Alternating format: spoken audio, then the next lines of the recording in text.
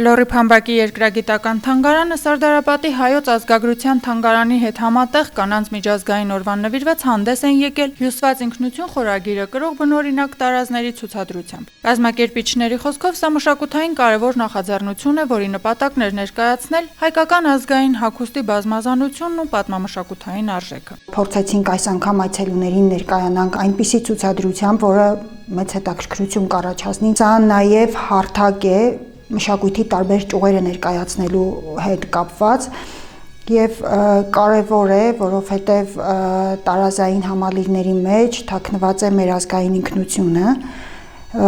եւ սրանք ոչ միայն հագուստներ են, այլ իրենց մեջ կրում են պատմություն, ավանդույթներ, ծեսեր, մի խոսքով սրանք մեր ինքնատիպությունն են նաև։ Սարդարապատի հայոց ազգագրության թանգարանի հարուստ ֆոնդից ներկայացված հայկական 10 տարազային բացառիկ համալիրները թվագրվում են 19-րդ դարին։ Յուրաքանչյուր տարազ առանձնանում է իր գունային լուծումներով, զարդանախշերով, գործվածքների տեսակով եւ կրելու ձևով, որոնք արտացոլում են տվյալ շրջանի կենցաղը եւ սոցիալական առանձնահատկությունները արտացոլելով հայ ժողովրդի գեղագիտական ճաշակն ու ավանդույթները։ Տարազային համալիրներում եւ ընդհանրապես մեր մշակույթի մեջ զարդանախշերը շատ կարևոր տեղ ունեն իրենց խոհափիլիսոփայական, իրենց մշակութային առանձնահատկություններով եւ հայկական զարդանախշերը անհրաժեշտ է իհարկե տարբերել ըստ բովանդակության։ Հայկական զարդանախշերը յուրահատուկ տեղեկատվություն են հաղորդում հենց մեր ազգի պատմության եւ մշակույթի մասին, քանի որ աշխարհում երկու հայ, որ իրար տեսնեն եւ չճանաչեն, կարող են հենց այդ զարդանախշերով ճանաչել եւ բարևել միմյանց։ Ինձ թվում է հայ ժողովուրդը իր բազմադարյան պատմության ընթացքում շատ արժեքավոր, շատ